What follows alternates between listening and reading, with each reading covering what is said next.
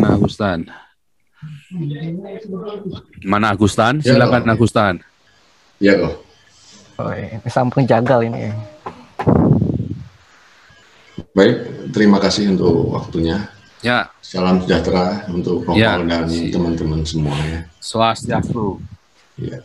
Saya akan menjawab, sebetulnya gini ya, ada kesimpang siuran yang terjadi.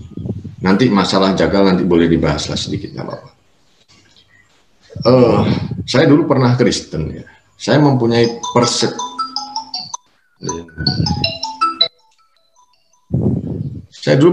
persepsi yang salah tentang saudara-saudara semua. Mungkin juga sama dengan Ko Paul ya. Tapi sesungguhnya setelah saya berislam, apa yang menjadi pikiran saya dulu tidak seperti itu. Mungkin saya kasih contoh tadi ya, kayak ibadah katanya dikasih musik dan lain sebagainya. Nah, ini perlu diluruskan. Makanya setiap organisasi, denominasi, ketika misalnya ada 5, 10, jangan minta semua. Ketika minta semua di situ kan otomatis masyarakat di situ protes gitu loh. Sehingga terjadilah seperti itu. Ya, makanya karena denominasi itu banyak begitu loh. Cuma persoalannya kalau sudah muncul ke permukaan ini kan gorengannya gorengan framing gitu loh. Bagi saya itu saya anggap framing. Ya. Sehingga kalau bicara media, memang media ini wah luar biasa, ya. Luar biasa. Yang muncul itu karena di sini mayoritas Islam, ya yang muncul jadinya semua itu limbahnya kena kepada Islam. Begitu. Atau mungkin teman-teman atau Ko Paul ada bertanya, saya bisa jawab, selama saya bisa saya jawab. Kamu ngomong apa tuh tadi? Ya kan ngomong itu kok. Ngomong berkaitan Bapak Andreas tadi. Kamu tinggalnya di mana saya mau tanya? Di planet Namek kah? Ya bukan, di Indonesia kok. Masa? Nah terus gimana? Di Cilegon itu nggak ada satupun gereja boleh berdiri loh. Di Cilegon daerah mana Ko Paul? Cilegon di planet Namek dekatnya planet Nibiru itu loh. Bu, iya. Cilegon, wih. Enggak gini kok. Saya kira tidak seperti itulah. Di tempat saya ini kok ada gereja itu 4 loh. Boleh-boleh aja. Santai. Di tempat saya boleh-boleh aja gitu loh kok. Uang keamanan. Makanya sekarang saya kira ini gini, sudut pandangnya seperti apa, personal approach orang-orang di sana seperti apa. Kalau saya melihat yang sering terjadi itu kebanyakan. Masalahnya gini ya. Sekarang di sini ada GPPS, di sini ada Protestan, ada gereja lain lagi, GPSDI misalnya. Lah mereka maunya buat sendiri-sendiri gitu loh. Terus masalahnya di mana? Kalau mau buat sendiri-sendiri, emang nggak boleh? Kan ada kebebasan berserikat berkumpul. Iya, gini kok. Masalahnya di mana? Aturannya ada larangannya nggak? Aturan nggak boleh. Ada jarak per kilonya dan lain sebagainya. Mana ada aturan antar gereja nggak boleh berjarak? Itu gereja sama gereja bersebelahan banyak boleh semua. Di Brebes itu gereja berderetan semua 6 gereja. Saya dilokalisir. Tidak juga segampang yang saudara-saudara katakan. Masjid itu 1 RW. Itu 1 RW aja bisa 3 biji. Nggak boleh gitu loh. Siapa bilang? Segampang itu. Siapa bilang? Ini ada orang Manado banyak di sini loh. Iya, kamu pernah di sana, kamu kan nggak ngurusin gereja di sana. Di sini banyak orang Manado. Jadi jangan bohong kalau sama saya di sini. Aduh, kamu banyak bohongnya.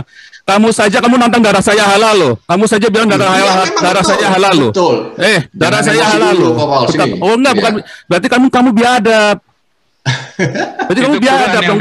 Berarti Tuhan kamu bangsat biadab. Kamu kan mengalahkan darah saya. Berarti Tuhan kamu, nabi kamu bangsat biadab tuh. Orang kepahitan darah. Kelihatan. Tuhan kamu bangsat biadab. Kalau kamu mengalahkan darah saya, berarti Tuhan kamu bangsat biadab. Itu saya selesai. Biadab sebentar, gantian atuh. Ini dikeroyok orang rame-rame. Oh bukan, oke, saya mute semua nih ya. Saya mute semua nih. Jangan kita nih ya. Ayo loh. Sekarang tinggal Agustan nih. Ya, Agustan silakan. Kalau di sini kamu jangan nipu-nipu. Kita pegang semua data di sini, Agustan.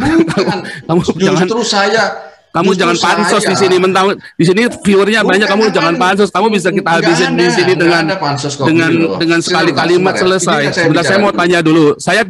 Darah saya halal nggak sekarang buat kamu? Ya, halal. Iya, berarti Tuhan kamu biadab bangsat. Kok gini loh. Oke, sekarang izinkan saya ya. Nabi dan Tuhan kamu biadab dan bangsat. Oke, nggak apa-apa. Iya, ya nggak apa-apa. Ya udah selesai. Mau bicara apa lagi? Mau bicara gereja kamu? Sekali aja saya bicara. Kamu mau bicara gereja. Di sini gereja masjid-masjid boleh berdiri di Eropa, ya bebas. Kalau di Indonesia mana boleh, susah sekali. Ya gereja di masjid di Indonesia nggak ada IMB-nya bisa berdiri. Gereja satu di Jombang katanya basisnya NU aja nggak boleh berdiri. Memang di Manado gereja pakai izin gitu. Kamu tahu apa tentang Manado? Di sini ada banyak orang Manado. Saya pernah di sana. Memang ada pakai izin itu sama kok. Jadi kalau melihat izin lah, kalau nggak ada izin nggak bisa lah. Harus ada izin lah. Kok Paul pernah di sana? Saya pernah. Di sana, kok. Seluruh Indonesia dari Sabang sampai Merauke saya sudah pergi masuk. Di Sumba dan lain. Namanya mayoritas tetap sama. Dari Sabang sampai Merauke saya sudah pergi masuk. Izin-izinan nggak ada. Oh, tetap harus izin. Nggak bisa. Itu tetap harus ada izin. Nggak bisa. Izinkan sekali saya ngomong. Tadi udah ngomong, saya diemin. Terus kamu ngomongnya ngawur semua. Sekarang giliran saya ngomong, kamu potong terus. Oke, Paul ngomong. Dari tadi kamu ngomong saya diam kan, ngawur semua saya diam. Setelah kamu selesai Loh, kamu di awal kan kamu lihat aja diputar. Tadi kan kamu udah ngomong katanya. Ya, sekarang yang mau tanya boleh nanya. Sekarang saya baru mau nanya, kamu potong terus. Ya, siap. Kan kamu tadi bilang yang mau nanya boleh nanya sekarang. Sekarang saya mau nanya kamu. Udah kamu potong terus. Kamu ini, aduh. Jadi satu darah saya kan halal buat kamu, dan saya jawab berarti Tuhan kamu sama Nabi kamu bangsat biadab, ya kan? Nah, terus kamu mau sembah Tuhan yang biadab itu? Jadi gini kok ya, kok Paul kan udah begitu banyak ini penghinaan, penghujatan kepada Islam. Kalau kok Paul gimana saya menghinanya? Yang mana saya menghina Islam? Kan kamu begitu banyak. Loh, yang mana? Banyak. Kamu harus tunjukkan kok begitu banyak. Satu saja kamu tunjukkan. Pasti begini. Yang mana itu kan banyak sudah. Omongan, cabululo dan lain sebagainya. Gini loh. Saya mau nanya kamu nggak boleh bilang begitu. Kamu harus tunjukkan buktinya dong. Buktinya mana? Buktinya mana? Kamu tunjukkan buktinya. Satu buktinya nanti saya kasih tahu kamu. Loh, kamu aja nggak bisa tunjukkan buktinya saya menista Islam. Di mana saya menistanya coba? Ya, begitu banyak. Contohnya, sebutnya satu. Kamu bilang banyak. Kamu sebutkan satu aja kamu nggak bisa sebutin. Nggak, mengatakan pertama mengaku sebagai seorang nabi, terus cabulullah, Nabi Muhammad cabulullah. Stop. Sekarang saya nabi, saya ngaku-ngaku nabi, salahnya di mana? Apa ada undang-undang di dalam undang negara Indonesia kalau ngaku nabi itu nggak boleh? Persoalannya begini kok. Jangan ngomong persoalan. Saya tanya ada nggak undang-undang yang ngaku nabi nggak boleh? Nabi kepada orang Kristen apa semuanya? Loh, pokoknya saya nabi ke-20 saya nggak urusan. Loh, soalnya dalam kita kan apa saya bilang saya nabinya orang Islam? Apa saya bilang saya nabinya orang Islam? Nabi penutup yang terakhir. Loh, saya mau suka-suka mau nabi 26, mau nabi lakau, mau nabi jikau, mau nabi terserah saya. Kok kamu sekarang sebentar, jadi saya menista apa enggak kalau saya bilang Nabi ke-26? Itu kan perasaan kamu saja, yang kamu memang biadab aja. Iya, terserah antum lah. Kadang saya mau nanya, yang Nabi yang saya bilang kalau Nabi ke-25 itu cabul, itu salahnya di mana? Ya itu kan pelecehan. Loh, kalau pelecehan, istrinya berapa Nabi ke-25? Istrinya berapa? Kok ngomong cabul istrinya berapa? Loh, istrinya berapa? Gini kok. Gini ya. Kamu Nabi 25 istrinya berapa? Anda jangan dimasukkan kepada perspektif. Nanti dulu. Bagaimana kok Paul? Loh, saya kan Kristen, saya kan punya perspektif. Sekarang saya mau nanya, Muhammad bilang Yesus tidak disalib. Iya kan? Sekarang saya bilang Muhammad itu cabul, isinya berapa itu? 20 lebih kan? Ini kan ngomong kan, lah ini apa enggak pelecehan gitu loh. Loh, bukan pelecehan. Muhammad pun melecehkan. Muhammad bilang Yesus enggak disalib. Muhammad bilang Yesus bukan Allah. Itu sudah pelecehan buat kami. Sama saja toh? Nah, makanya kamu sekarang kamu dari kitabmu sendiri sudah melecehkan, bahkan kitabmu mengajarkan hate speech. Agamamu mengajarkan hate speech, tidak akan ada hari kiamat kalau Yahudi tidak dibunuh. Itu hate speech kepada orang Yahudi. Siapa yang enggak? Loh, itu persepsi. Enggak, gini loh. kok persepsi? Kiamat sesungguhnya kiamat tidak akan datang sebelum Yahudi itu dibunuh. Repot. Loh, kok yang dibawa? Memang dasarnya agama kamu sudah menghina agama orang lain, makanya dibenci sama orang Quraisy. Kepercayaan memang seperti itu. Berarti kamu percaya dengan kamu berarti percaya dengan orang-orang yang menebar hate speech dan penistaan. Berarti kamu Tuhan apakah salah? Kamu berarti menghina saya. Salah.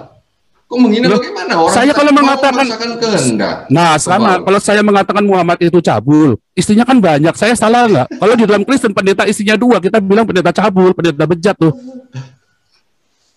Sama kan? Dalam kepercayaan kami orang Kristen, ada pendeta istrinya 2, itu pendeta cabul. Ya kalau bicara pendeta istri 2, 3 banyak. Itu cabul, pendeta bejat cabul. Gitu loh. Itu pendeta bejat, pendeta cabul. Nggak boleh. Kan dari zaman Rasul Paulus, konteks dahulu kita udah mulai dari konteksnya Yesus, dari zaman Yesus, zaman Paulus, seorang penatua jemaat tidak boleh punya istri lebih dari 1. Udah tertulis di Alkitab. Iya, tapi kenyataannya kalau di daerah mayoritas Kristen di sana juga banyak kok. Itu cabul. Model-model seperti dia cabul, itu cabul sesat. Makanya, itu cabul dan sesat. Apalagi kalau berkata di surga ada pesta seks. Yesus berkata apa? Kamu sesat. Terus salahnya di mana? Ini loh. Pesta seks itu kan persepsi kalian. Jangan bahasa yang metafor dibuat bahasa-bahasa yang olok-olokan begitu. Ya saya nggak tahu ya, tapi di dalam hadisnya Nabi itu memang Muhammad juga pengen ngawinin Maria, Bunda Maria, Ibu Yesus, itu kan juga penistaan juga. Ini oke kok ya. Loh, jadi sekarang saya nanya siapa menista siapa nih? Makanya saya kan hanya mengatakan kebenaran. Kenapa kamu bilang menista? Sedangkan Nabi kamu saja menista agama kami tenang-tenang saja. Sekarang ketika saya mengatakan kebenaran si Muhammad cabul karena isinya lebih dari 1, ya bahkan lebih dari 10, kamu bilang saya menista. Wah, apalagi kamu terus menghalalkan darah saya. Kamu hate speech tuh, kamu menghalalkan darah saya tuh. Itu hate speech, harusnya polisi tangkap kamu tuh. Polisi, kamu kalau nggak bisa tangkap Agusan, kamu bukan polisi tuh. Siap, mau ditangkap. Nah, hate speech tuh menghalalkan darahnya Paul Sang tuh kamu. Ya kan, kamu kan menghalalkan darah saya. Ya saya mau tanya, kamu menghalalkan darah saya toh? Artinya kamu kan boleh kan kalau ketemu saya dibunuh kan? Iya, boleh. Iya, berarti kan kamu mau bunuh saya kan? Betul. Iya, betul. Itu hate speech. Harusnya kamu masuk penjara. Makanya ini saya terangkan dulu. Semua itu ada sebab akibatnya. Mau apapun, jangan ngomong ajakan membunuh, kamu apalagi kamu sambil teriak-teriak Allah Akbar bunuh Paulus Sang, apalagi kamu ngajak-ngajak orang bunuh Paulus Sang. Ya, kamu mengajak bunuh itu berarti bodoh, itu di Timor Leste itu Timor Leste itu beda lagi. Saya lagi cerita Indonesia, itu hukumnya. Kamu kan lagi, kamu ada tinggal di mana? Kamu tinggal di mana? Kamu tinggal di mana? Yesus berkolor dibunuh di sana. Saya tinggal di sana kok. Kok nggak ada ya kan? Bohong, nggak ada. Saya pernah tinggal di Timor Leste, bohong kamu. Coba kamu ke sana. Teriak-teriak Sabang sampai dipenggal kamu. Mana ada orang dipenggal? Belum pernah ada orang dipenggal di Timor Leste gara-gara agama. Karena nggak ada yang berteriak. Kita menghargai kok. Nggak ada lah. Mana ada, tidak pernah ada orang dipenggal di Timor Leste gara-gara agama. Karena nggak ada yang berteriak. Coba berteriak. Yesus berkolor di sana, dibunuh di sana. Karena yang berpikiran Yesus berkolor cuman kamu, otak kamu yang jorok itu, otak kamu yang bejat itu. Gitu loh. Makanya, karena hanya kamu saja yang bilang yang otaknya bejat, yang bilang Yesus berkolor. Sesuatu yang prinsip itu dikorek, orang itu pasti marah. Jangankan ngomong bapakmu gila, bapakmu gendeng. Itu saya searching ya. Orang ngomong kamu miskin, kamu bodoh. Itu di Timor dibunuh. Nah, orang Timor itu agama apa? Itu hanya ngomong kamu miskin, kamu bodoh loh. Sudah, kamu ceritanya Timor Leste, kamu sekarang ceritanya Indonesia, kamu tinggal di Indonesia. Bukan ya Timor Leste, Kupang, Timor. Timor Barat itu berarti, ya kan? Timur Tengah, Timor Barat. Loh. NTT kok, NTT. Nah iya, kamu bilang NTT itu apa? Nusa Tenggara Timur. Betul, iya, kalau itu kan Timur. Nah, kamu bilang kalau bilang Timor itu kan Timor Leste. Orang kalau bilang Timor, itu orang bilang Timor Leste. Kalau bilang NTT baru dia bisa Kupang. Ya, tidak ada orang di Kupang menghujat agama terus kamu dibunuh. Nggak pernah ada. Karena memang orang Islam nggak ada yang menghujat. Mana bilang banyak. Gini loh kok. Saya pernah orang Islam menghujat banyak. Aduh, saya pernah tinggal di sana. Kamu tanya sama orang-orang Timur, sama orang Kupang, gitu kenal nggak sama Joseph Paulus yang kenal semua? Kamu gimana sih?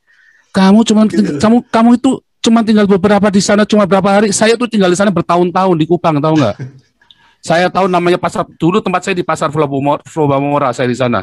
Ya itu sepanjang jalan Sudirman itu tempat saya main itu. Ya itu sama yang pegang apa Telkomsel agen besar ya saya itu sahabat saya itu. Saya nggak boleh sebutkan namanya. Aduh, kamu ini sampai saya tempat Sabahnya main saya juga di Floba Mora Mall itu tempat tempat saya main di Kelapa Lima segala macam itu tempat saya main semua. Aduh, kamu mau cerita Kupang sama saya lagi. Jadi intinya, kamu itu sudah hate speech, mengajak orang untuk membunuh saya. Itu sudah hate speech, harusnya kamu ditangkap sama polisi. Tapi memang memang di Indonesia ternyata itu ada ketidakadilan. Orang-orang yang mengajak membunuh Ahok pun kayak tadi si Maruf Amin pun boleh. Artinya kalian mayoritas memang biadab, memang bangsat biadab kalian mayoritas. Dan itulah sebabnya saya berteriak dari sini. Tahu nggak? Kalau saya di Eropa, saya dilindungi oleh undang-undang Eropa. Jadi kamu kan nggak bisa jawab kan? Kamu sendiri, Nabi kamu sendiri kan melakukan hate speech terhadap orang Yahudi, antisemitik kan? Nabi kamu sendiri antisemitik loh. Bukan begitu, itu kan perintah. Perintah dari siapa? Perintah dari siapa? Ya, saya mau tanya, perintah dari siapa? Perintah dari siapa? Kamu muter-muter. Perintah dari siapa Nabi kamu? Jangankan ya. Aduh, Nabi kamu, perintah dari siapa itu? Udah pelecehan. Perintah dari siapa Nabi kamu itu? Sesuatu yang diimani. Mana yang saya hina? Sesuatu yang diimani. Mana yang saya hina? Gitu kamu kan juga menghina iman saya, Nabi kamu menghina iman kami. Mana? Buktinya mana? Loh, Nabi kamu kan bilang suruh bunuh orang Yahudi. Nabi kamu bilang Yesus bukan Tuhan. Nabi kamu bilang Bunda Maria mau dikawinin. Mana ayatnya? Ini kan kalian tafsirkan sendiri. Di sini kamu, teologi politik berjalan. Berarti kamu orang Islam, kamu takiyah nih. Bagaimana? Tidak bukannya kamu disuruh bunuh Yahudi. Kiamat tidak akan terjadi kalau belum ada. Tidak ada. Banyak bunuhlah orang kafir, bunuh Yahudi itu banyak di Al-Quran, di hadis. Nah, itu kan tafsiran kalian karena kebencian kalian kepada Islam. Gitu loh. Nah, inilah orang Islam ini ya. Sekarang bolak-balik nih. Kalau saya tunjukkan bolak-balik bagaimana? Kamu mau taruhan berapa? Sendiri ngomong sering salah, ya kan? Potong lidah ditunjukkan ijazah, diem aja. Sama juga. Saya tunjukkan apa? Saya suruh kamu tunjukkan apa? Kamu kuliahnya berakreditasi enggak? Kamu kan dari fakultas abal-abal, dari sekolah teologi abal-abal saya bilang kan. Nyatanya kamu tidak terakreditasi kok, fakultas kamu apa STT kamu kok. Enggak. Pertama kan minta tunjuk ijazah. Baca baik-baik. Kamu soalnya kupingnya congek. Kamu dengarkan. Kamu ulangi lagi dengarkan yang lengkap. Kamu dengarkan yang lengkap. Kamu dengarkan yang lengkap perkataan saya bahwa ternyata kamu tuh memang pembohong dan bodoh. Ya, yang saya minta apa, kamu kasihnya apa. Ya, terus kamu keluar-keluar di mana-mana. Itu menunjukkan kalian orang Islam memang bodoh. Ahlinya Paul Sang gitu loh. Mana yang saya bolak-balik? Tunjukkan yang saya bolak-balik yang mana? Yang ada adalah kamu mengklaim sepihak dengan bodohnya. Minta bukti ditunjukkan ngeles. Saya minta buktinya apa? Minta bukti ijazah. Saya minta buktinya, saya bilang kamu sekolah. Salah kamu, nggak ada. Tinggal dari awal, nggak ada. Tinggal dari awal, saya kasih kamu 100 juta kalau memang benar. Itu videonya masih ada nggak yang saya hapus? Ada, iya. Nggak ada, tunjukkan saya kasih kamu 100 juta ditonton sama orang 2000 nih. Ayo loh. Nggak ada, saya bilang nggak mungkin. Nggak ada, adanya kamu. Kamu orang Islam, suka ngomong bolak-balik, ya. Kita tidak diajarkan takiyah kok. Kamu diajari walahu khairul makirin, Allah Maha Penuh Budaya. Kamu memang diajari untuk itu. Di dalam Kristen itu jelas. Mana ayatnya suruh bohongin? Mana ayatnya? Ya, saya kasih ayat ya. Sebentar, saya nggak hafal kok.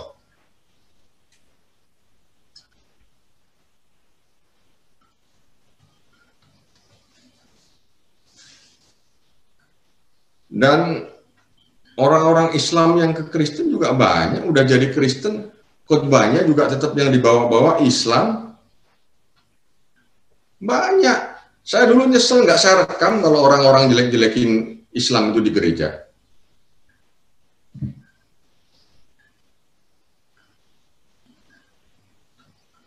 Ini saya tunjukkan dulu nih, orang Yahudi dulu nih ya. Aduh, kamu ini. Nabi kamu itu antisemitik, tahu nggak?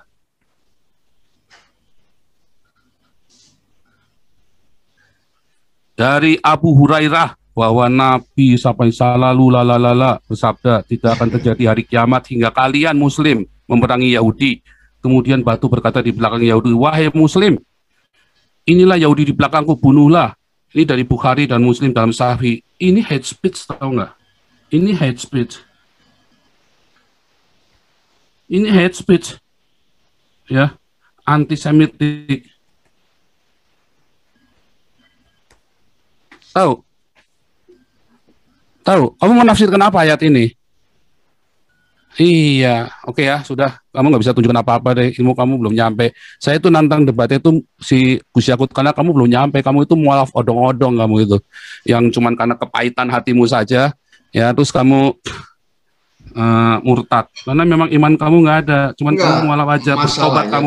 Apalagi terus kamu menghalalkan darah saya. Betapa biadabnya Tuhan yang kamu sembah sekarang ini. Kamu dulu waktu jadi Kristen, kamu pernah menghalalkan darah orang lain nggak? Saya yakin nggak pernah. Saya tahu dari teman-teman kamu di GPP Surabaya, kamu dulu orang baik. Setelah kamu jadi orang Islam, kamu sekarang menghalalkan darah saya dan mengajak orang lain untuk membunuh saya. Ya, itu hate speech. Ya, tapi saya mengampuni kamu di dalam nama Tuhan Yesus Kristus. Kiranya Tuhan Yesus masih memberi kamu kesempatan buat hidup dan bertobat. Gitu ya. Oke, kita lanjut. Silakan next.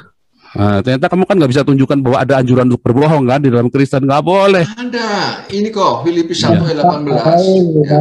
Itu kan jelas. Nah, udahlah. Filipi 1 ayat 18 kok disuruh bohong? Mana ada disuruh bohong?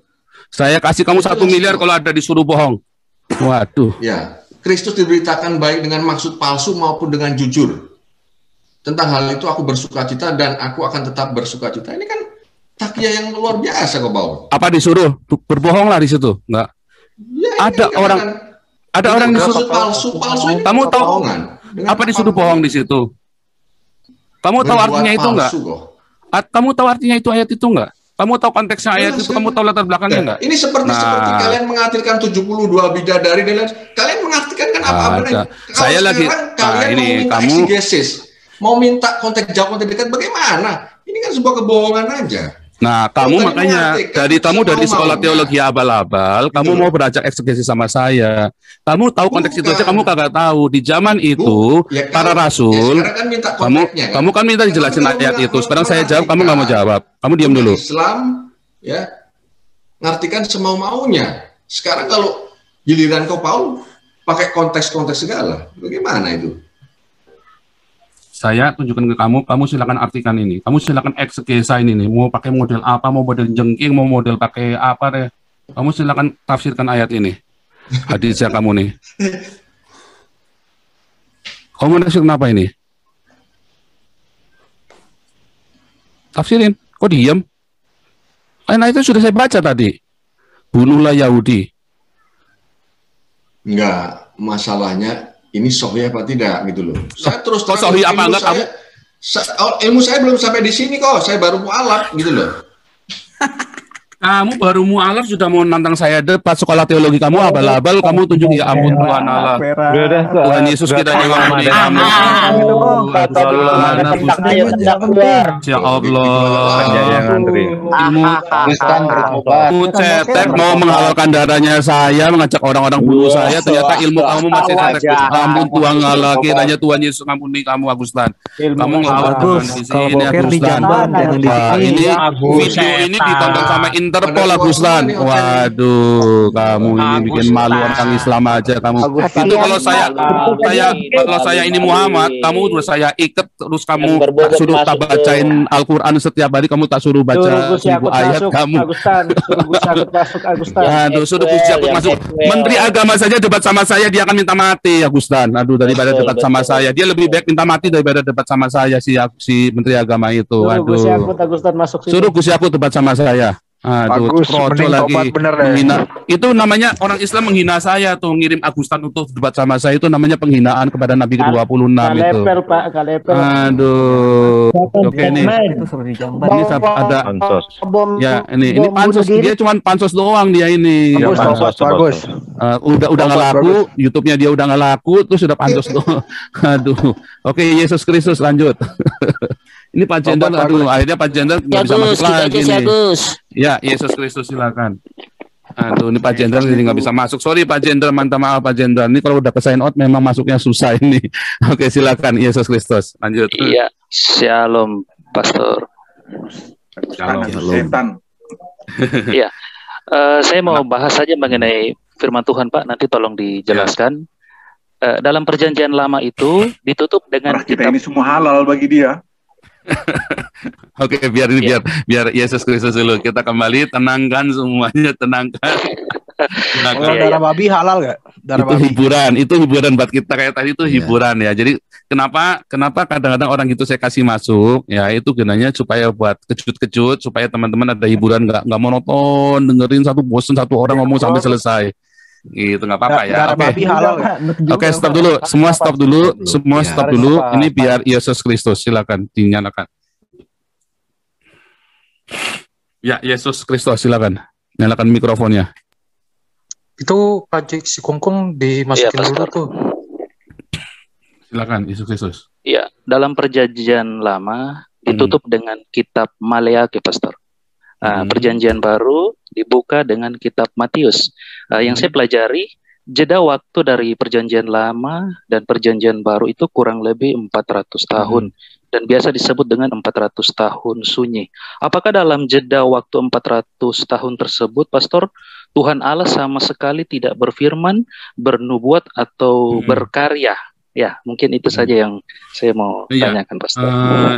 Tuhan Yesus tetap berkarya dalam setiap hidup manusia. Yang tidak ada adalah berfirman. Memang di situ disebut tidak berfirman. Karena kan sudah ada Taurat dan kitab para nabi kan.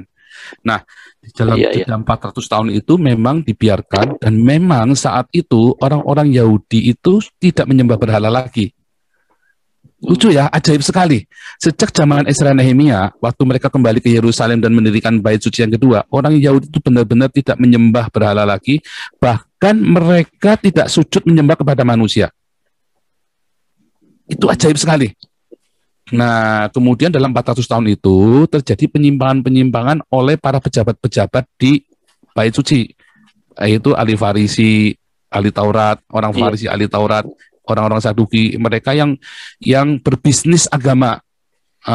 Hari ini juga banyak ya orang-orang di gereja itu berbisnis gereja, ya. Oknum-oknum, di ajarannya nggak ada, tapi oknum. Nah, bedakan oknum dengan ajaran. Kalau tadi dalam Islam disuruh memang untuk antisemitik kan, anti Yahudi.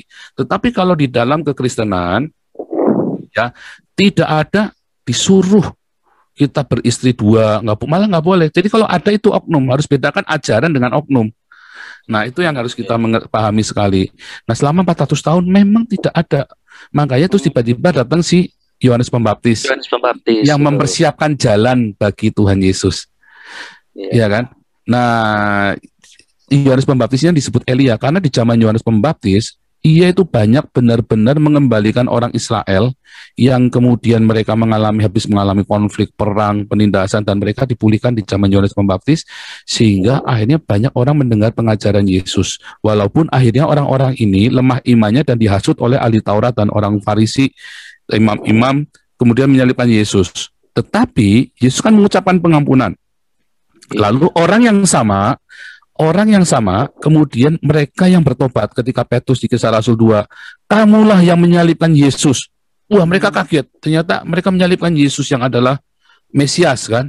Makanya mereka tanya, apa yang harus kami lakukan? Nah, di Kisah Rasul 2 ayat 37-38, bertobatlah, berilah dirimu dibaptis, maka engkau akan dipenuhi Roh Kudus. Maka itu, orang yang sama yang menyalibkan Yesus, yang telah diampuni oleh Yesus, mereka datang kepada Yesus dan bertobat. Karena kan mereka benar-benar tidak tahu, mereka dihasut. Beda dengan imam-imam yang ikut menyalibkan Yesus, mereka tahu apa yang mereka perbuat. Makanya mereka tidak mengampuni. Kan Yesus bilang ampunilah mereka karena mereka tidak tahu apa yang mereka perbuat. Tapi imam-imam kepala ini dengan sengaja, dan bahkan si Hanas disebut dia harus bernubuat untuk tahun itu. Dia tahu. Makanya kalau dia mau datang menerima pengampunan, dia akan diampuni. Tapi dia tidak mau datang kepada Yesus untuk menerima pengampunan masalahnya. Beda dengan orang-orang rakyat jelata ini. Jadi memang puncak dari 400 tahun itu sebenarnya kalau dihitung ya, itu nanti tepatnya jubilium loh. 490 tahun masa jubilium bagi orang Israel. Harusnya kan setiap 49 tahun sekali. Tetapi ini dikali selama 49 dikali 10. 490 dan itu jubilium. Nanti diakhiri jubilium itu dengan penghancuran bait suci. Zamannya Jenderal Titus itu. Jadi itu memang suatu penggenapan yang luar biasa sekali. Selama 400 tahun itu firman Tuhan itu hanya mereka harus membaca dari Torah dan kitab para nabi, dan itu sudah cukup untuk digenapi oleh Yesus. Saya merinding ngomong ini ya. Ajaib sekali ya. Itu bisa tepat. Bisa tepat sekali itu. Begitu Pak Yesus Kristus. Jadi memang tidak ada. Itulah sebabnya dari Katolik, karena itu jedanya terlalu panjang, dan itu ada banyak kejadian sebetulnya, termasuk ada seorang imam yang namanya Yudas Makabe kan, yang waktu bait suci itu dimasuki sama Raja Yunani setelah Alexander. Nah, terjadilah pemberontakan Yudas Makabe itu. Imam itu dia mensucikan, makanya ada Hanukkah itu hari lantern hari kaki dian itu ya, pencucian bait suci itu. Hanukkah itu makanya itu mulai disucikan. Nah, itu sebenarnya ada juga di dalam Matius berapa itu ya. Yesus datang ke Yerusalem di saat hari pentahbisan bait suci, dan yaitu Yesus ngamuk, dia obrak-abrik itu meja-meja penukar uang. Karena itu bait suci itu harus suci, bebas dari dagang. Tapi hari ini kita orang Kristen bahkan berdagang di gereja kan, bukan berdagang di gereja dibuat dagang. Ngeri loh. Gereja-gereja dinasti itu, gereja-gereja yang pendeta-pendetanya hedonisme itu gereja dibuat dagang loh. Hati-hati. Nah, itu yang dimaksud itu hari pentahbisan bait suci zaman Yudas Makabe itu. Dan itu yang marah-marah di dalam bait suci diobrak-abrik semua karena orang mau pergi mempersembahkan korban kepada imam, diperdagangkan ritualnya itu. Wani piro, dombanya kalau bukan dari mereka ditolak, harus yang dari mereka dianggap kosher, dombanya ini sempurna, tidak bercacat celak. Kalau yang bukan dari mereka nanti dicari-cari kesalahannya, sehingga mereka dagang di situ dan harganya mahal. Dan itu yang disebut dengan rumahku kau dijadikan sarang penyamun. Dan itu sekarang terjadi para pendeta-pendeta yang bisnis gereja dijadikan sarang penyamun. Betul. Serem ya, serem. Tapi itu sebenarnya itu nubuatan-nubuatan itu terjadi berulang ya, pola. Itu kan pola hidup manusia berulang pasti. Dan itu selalu lahirlah nabi-nabi yang membersihkan itu. Makanya kita orang gereja karismatik, saya ya dari aliran karismatik, kita percaya yang namanya kenabian itu. Amin. Dan itu yang Agustan nggak tahu yang begitu-begitu, karena Agustan belum lahir baru. Sehingga dia kepahitan hatinya, dia kecewa, dia mau ngatur Kristen dengan caranya dia kayak tadi itu. Mau tadi yang baca Alkitab aja suka-suka dia kan. Nah, sekarang saya balikin dia, nih baca Alkitab, kamu mau tafsirkan gimana? Alkitab, karena saya bilang, saya dulu tantang si Agustan, kamu sekolahnya di mana? Ya kan? Saya tahu semua tentang Agustan, tahu komplit, karena teman-teman saya itu semua teman-temannya Agustan. Agustan nggak tahu aja siapa saya. Gitu kan. Saya ini kan pelayanan dari saya SMP, jadi saya itu kenal banyak gereja, kenal banyak orang-orang itu ya, kenal banyak gereja ya, terutama orang-orang yang dulu penginjilan jalanan. Maka Agustan dulu penginjilan jalanan, cuman dia belum lahir baru, dia nginjil itu cuman gara-gara ikut-ikutan orang-orang kayak Edi Prayitno. Adi Prayitno juga sama ya, dari SES dulu. Agustan dari SES lalu pindah ke STT Tasik yang belum terakreditasi sama sekali. Itu jadi cuman kayak kursusan kelasnya. Mendingan kayak saya gini dari Australia, benar-benar pengajar-pengajarnya saya juga jelas, kampus saya jelas, semuanya jelas. Saya punya sekolah Bible Training Center, jadi nggak beda sama yang Agustan itu ngajar itu, nggak beda sama Bible Training Center. Bedanya yang ngajar mereka juga nggak jelas juga sekolahnya di mana, sedangkan kalau saya orang jelas begitu. Jadi yang aku itulah tadi ya akibat orang-orang dia tidak mendengar suara Tuhan lagi yang tertulis. Ya mereka maunya yang muluk-muluk dan mereka yang maunya yang ngatur. Nah, itu yang terjadi dengan zaman Yesus. Ketika itu sama terjadi dengan pembersihan zamannya Imam Yudas Makabe. Ketika negara pikir bisa ngatur-ngatur orang beragama, itu nggak mau Yudas Makabe, nggak bisa. Akhirnya mereka melakukan ini secara rohani, kita ceritakan itu kan perjanjian lama, jadi metafora ya. Itulah yang terjadi dengan di zaman hari ini. Ketika negara ingin ngatur-ngatur orang beragama. Nah, itu yang terjadi. Makanya sebetulnya kolom agama itu nggak boleh ada, karena agama itu adalah sesuatu yang private, yang pribadi. Dan itu yang terjadi sebetulnya yang Yesus ajarkan kepada kita. Makanya kalau berdoa disuruh masuk dalam kamar tersembunyi, berdoa kepada Bapamu. Artinya apa? Supaya doamu itu jangan dipamer-pamerin kayak orang beragama, sehingga akhirnya orang akan terjadi fanatisme yang membabi buta tentang agama. Nah, itu yang berbahaya justru. Itulah yang berbahaya. Nah, yang tadi Agustan itu tadi bilang, ya, tetapi tidak mengapa sebab bagaimana juga Kristus diberitakan baik dengan maksud palsu maupun dengan jujur. Ini sama seperti pendeta yang jualan ayat-ayat suci, cari subscribernya buat monetasi, ya, terus dia cari sensasi buat dapat uang, atau pendeta-pendeta perpuluhan, ya, yang untuk itu artinya Kristus sudah diberitakan, tapi maksudnya maksud palsu demi duit. Banyak kan pendeta-pendeta yang memang profesinya pendeta dan tujuannya adalah untuk dapat ayat-ayat, jualan ayat demi dapat duit. Nah, itu yang dimaksud. Jadi bukan disuruh bohong. Kristus diberitakan yang penekanannya saya tunjukkan di ini screen-nya. Ini supaya teman-teman tahu.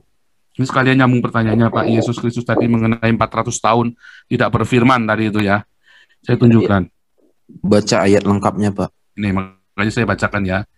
Iya. Ya, sebetulnya kita harus baca dari atas, tetapi kita intinya coba lihat ya. Tetapi tidak mengapa, bagaimanapun juga Kristus diberitakan baik dengan maksud. Jadi bukan Kristusnya yang diberitakan takut suruh bohong, tapi tujuannya bohongin. Contohnya pendeta-pendeta yang khotbah sambil mengharapkan uang. Motivasinya bukan untuk orang itu diselamatkan, tapi motivasinya adalah dia supaya dapat uang. Iya. Termasuk YouTubers yang demi kejar konten, dia tega untuk memfitnah teman-temannya sendiri, menyerahkan kepada orang Islam teman-temannya sendiri. Nah, termasuk pendeta-pendeta YouTubers yang saling membidatkan demi konten loh. Kalau Muriwali saya yakin dia tulus, hanya dia terlalu keras dan dia terlalu pakai kacamata kuda, wawasannya menjadi sempit. Tetapi kalau followernya dia itu udah kelihatan banget tuh, content minded tuh. Nah, itu yang dimaksud dengan maksud palsu. Artinya dia sudah ngawur, tapi mereka kan tetap memberitakan Injil. Makanya kita nggak bisa menghakimi dia sesat atau nggak sesat, karena tadi maupun dengan jujur, ya. Tentang hal itu aku bersuka cita. Sebab apa? Bagaimanapun juga Kristus telah diberitakan. Itu yang paling penting. Iya, Kristus telah diberitakan. Itu. Jadi ada orang-orang yang jualan itu ya, pendeta-pendeta yang suka yang pendeta-pendeta perpuluhan yang hobi ngumpulin duit, ya kan? Yang hobi hidup mewah, ya. Yang dia jadi pendeta motifnya buat cari duit ya. Karena yang penting Kristus sudah diberitakan oleh orang itu. Masalah dia terbuat dari emas, perak, perunggu atau emas, perak dari besi, kayu atau jerami, itu urusan dia dengan Tuhan. Yang penting Kristus sudah Tuhan yang menghakimi. Jadi yang dimaksud dengan ayat ini ternyata adalah motifnya, maksud ini loh. Dengan maksud bukan pemberitanya palsu. Wah, makanya si Agustan itu sekolah Alkitabnya sekolah kitab abal-abal di STT abal-abal. Makanya saya tunjukkan mana ijazah kamu. Ini STT jelas, ternyata di dalam prosesnya cuma terdaftar. Pelajaran hermeneutiknya bolos mulu kali Pak Sur. Enggak, bukan. Makanya mengapul segala itu sebenarnya nggak salah juga. Dia nanyain saya, kamu dari mana? Dipaksa, kamu dari mana? Supaya dia yakin bahwa saya ini jelas nggak terakreditasi nggak kampus saya. Artinya kalau terakreditasi berarti kampus saya ini sudah melewati beberapa step, beberapa tahapan ujian, orang-orangnya, kualifikasi pengajarnya itu jelas. Nah, tapi kalau yang cuman terregister doang, ya itu berarti nggak beda sama dengan kursusan biasa. Kayak Anda kalau bedanya pergi ke sekolah tinggi informatika ya, ke ST dulu, sekolah tinggi informatika yang punya Stikom, punya Telkom, sama ke kursus komputer apa? Ke kursus komputer yayasan abal-abal yang di pinggir-pinggir jalan. Bedanya adalah pengajarnya, dan Anda kan diajarkan dengan benar. Begitu. Jadi sebenarnya Pak menghapus segala itu saya tahu maksudnya adalah itu, tetapi menghapus segala nggak boleh berpakaian muda seperti itu, sama seperti Pak Muriwali. Saya tahu maksudnya. Saya yakin sekali Muriwali itu orang yang tulus hatinya. Hanya gara-gara kacamata muda itu akan mencelakakan orang lain. Jadi makanya saya bilang jangan terus diboikot dong Muriwali, kasihan gitu. Saya kan bilang bolak-balik jangan diboikot, kita pun terus doakan beliau. Kita minta suatu ketika Tuhan akan bukakan hati dia. Nanti dia akan tahu. Karena dia bukan orang nggak bermutu ya. Beliau bukan orang nggak bermutu, tapi beliau hanya belum mengerti apa yang kita lakukan. Dan itu nggak bisa kita paksa. Nah, itulah yang selama 400 tahun itu terjadi gap antara orang Farisi ahli Taurat. Apakah orang Farisi itu jahat? Enggak loh. Dia itu yang menjaga keseimbangan supaya pemerintah penjajah itu dari Yunani, Roma, jangan sampai membuat orang Yahudi itu menyembah berhala. Jadi orang Farisi dan ahli Taurat ini yang menjaga keseimbangan. Mereka baik, mereka berusaha untuk menjaga, tapi kemudian pengikut-pengikutnya Tuhan Yesus nyebut Yesus anak Daud, Yesus anak Daud. Wah, itu berarti mau makar. Mereka takut orang-orang Farisi itu. Makanya saya sering bilang, para teolog-teolog ini akhirnya kami ini menjadi orang ahli Taurat dan Farisi. Kami ini sendiri kami harus hati-hati supaya kami jangan sampai menghalangi para murtadin ini yang disebut murtadin oleh orang Islam, tetapi beberapa teman bilang nggak boleh disebut murtadin karena mereka itu orang justru datang kepada cahaya terang, yaitu Yesus Kristus kan, sang terang itu toh.